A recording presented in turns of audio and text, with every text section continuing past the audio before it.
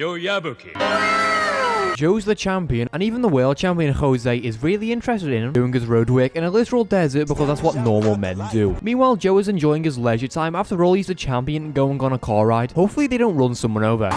It's a beach episode in an anime, but there are no bikinis, you horny little devil. There's Joe Yabuki fighting children because he's a god. Skipping back to Jose still jogging. While Yoko is told he has a non-title match coming up. He's a man who trains hard and refuses to let his age and his body bring him down, which is why he's going to stay the champion, as Joe visits Rikishi's grave, apologizing to Yoko for, throwing water on her face. And now we're in Chinatown having a party with delicious food, as Joe and Sugar have a private conversation. Apparently someone who once fought Jose Mendoza is in this city. He was even a national champion. He's a little stand under an underpass, Taraki Murukami. A lightweight champion, a lot of fights, a lot of wins, a lot of losses. Ironically, he has a dog called Jose. That's pretty funny. The story goes, it was an unofficial match against Jose, who was 16 years old at the time, who by all forms of logic should have been easy, except he dominated Taraki, battered him with those famous punches at only 16, showing alone that Jose is a monster. He retired a few fights after, but after Jose became the world champion, in a weird way it filled him with pride. He celebrated, he lost, he was destroyed, but the man who beat him was the world champion. Jose, the dog, and Joe are bonding in the middle of the park as a group of folks try and hit this dog. It's the Yakuza fighting Joe, Taraki locking in, saying he's the former champion before getting overpowered. No!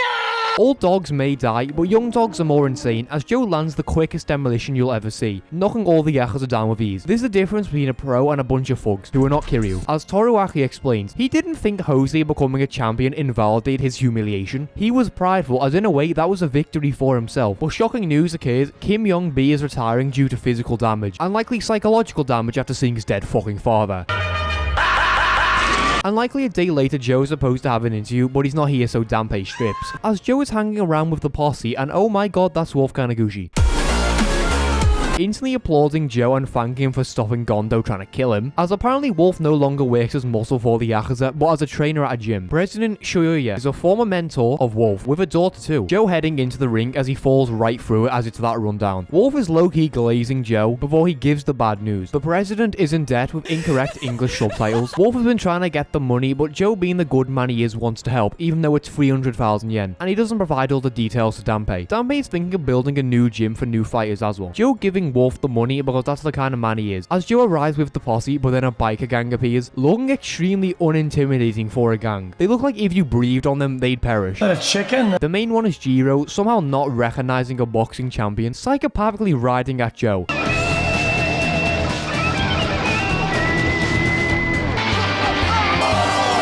Joe easily dealing with these punches, as the group realizes this is Joe Yabuki, and Joe rage baits the group into running away, with their tails in between their assholes. While Danpei shows the new land, this is where the new gym is going to be built. It also turns out Jiro is the son of President Shoyoya, and the brother of the daughter, obviously Jun. And a week later, despite Joe waiting for Wolf, he doesn't appear, worrying that Wolf might not even be able to give him the money. But then it turns out, Wolf doesn't even work at the gym, he lied. And you can kinda guess what that means. The president's daughter asks it. Wolf has stolen money from his friends over and over again, exploiting Joe's good nature, which is where we get the really sad information, that despite all his flaws, makes me love him. Wolf and June were once engaged when Wolf was climbing the boxing ladder, but after his jaw got broken, he retired. He fell down as a person, as a man, as an individual. But one day she hopes Wolf can just come back, and Joe doesn't let her pay, because Joe, despite that betrayal, believes in Wolf the same way his ex-fiance did. Back on track though, Jiro is back wanting a fight, and it doesn't go well, as Joe is literally giving him tips. And despite Jiro's bravado, Joe single-handedly convinces him to actually get a life. That's my goat.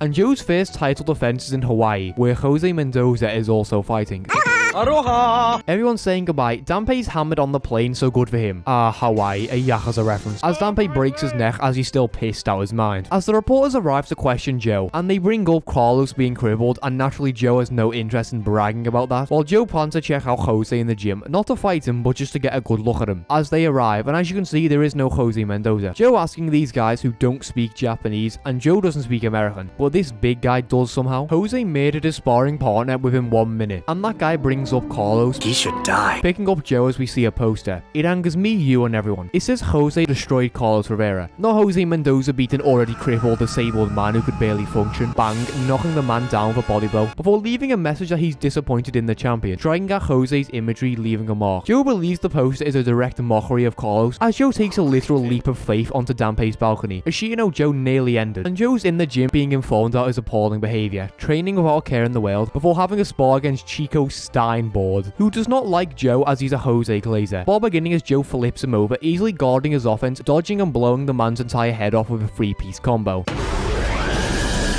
And oh my god, there he is. An intense stare down asking for an interpreter, apologizing for the fact they couldn't meet earlier, and it turns out Carlos was spotted in Venezuela, as Joe brags about his ability to spar, trying to use his rage bait, and well, Jose says this. What do you mean by that? Naturally, Joe isn't too happy about that as he tries to confront Jose, and bang, a punch to the right side of the temple, having Joe's eyes roll back on his skull. And this is Joe's opponent, a gigantic man called Pinan Sarawaku. Well, I cannot say these names, man. I mean, this man is a tower who dominates his sparring partner, while Joe is still thinking about that punch, locking in on his training, running on the beach before he lets the dogs out, and Jose Mendoza is on the beach with his family. Thankfully, Yoko appears before Joe does something stupid, as Yoko is making a secret deal with Jose, and listen to this voice. Joe Yabuki. I fucking hate Americans. Both men getting introduced while Jose is introduced, entering the ring looking flashy, slowly approaching Joe, who doesn't shake his hand, rather than giving him 2 fingers, declaring he will win this fight within 2 rounds, telling the man he can't lose until Joe has permission to fight him, before Jose literally forces Joe into a handshake of aura forming, attempting a punch, and oh my god, can we stop with the racism? Besides that, our fight begins, both men circling around each other, Joe attempting his offense. The height difference a massive issue as he can't land a blow to his face, getting Lil Broed out there while Pinan throws a quick right left, having Joe against the ropes, getting easily overpowered, spearing the man, eating an uppercut, headbutting the stomach, unable to find his proper rhythm due to the size difference, even getting a cut, meaning Joe is bleeding. Round 2 beginning with even more humbling from Pinan as he lands a monster right.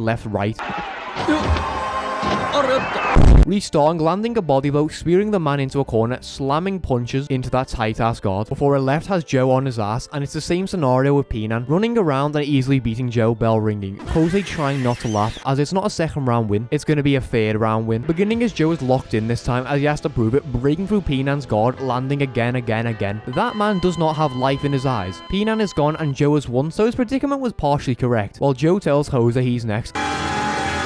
It's our after party following Joe's victory, as Joe and Yoko are in a fancy car having a bonding session. Joe still wanting to know what this deal is, and Joe's driving. He also doesn't have a license, look at that face.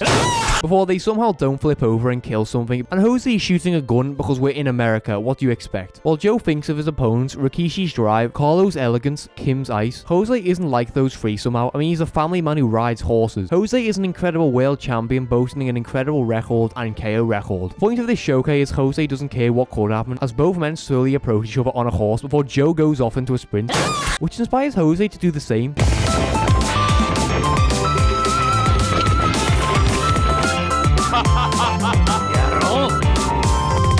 As he hands Joe his hat, Joe getting to ask about the poster that started it all, the disrespect towards Carlos. As it would turn out, Jose didn't have the poster made, and he was actually very disgusted by his creation in general. You was used to be my powerful rival. I'm gonna kill myself. While Jose is going to the doctor as he sees boxers suffer in the ring, and he doesn't want his family to go through that. Dr. Kininsky is the name. He's even created a book about punch drunk syndrome. As the business deal is explained, Jose will fight 1 fight in Japan, an exclusive deal, and Joe is the #1 man. Look at that smile. While Jose is training looking like a god because he's the world champion, declaring to the fans, 2 what? Doesn't matter, check this die pussy.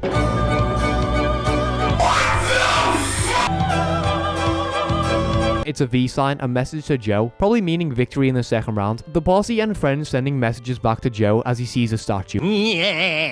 As Joe buys an insane amount of merchandise for everyone at home. It's time for Jose's fight against Sam Ikea, the world champion, giving me a literal stroke of the amount of zoom in. This opponent isn't trash, he has a 90% KO rate, and apparently Jose can't take punches. Don't be fooled, as it's time for a real Jose fight. Jose easily avoiding the offense with smooth dodging, weaving, looking like he's Goku as he places his arms on Sam's shoulders, casually eating massive punches towards the body and face, literally unmoving as he pushes Sam. 1, 2, good night.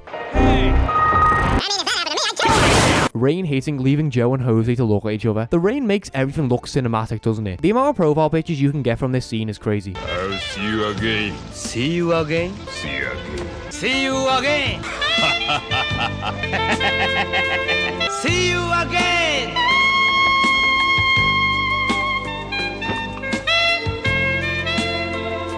we get a montage of Jose and Joe's phone, covered by Midnight Blues. I can't show that, I'd probably be castrated.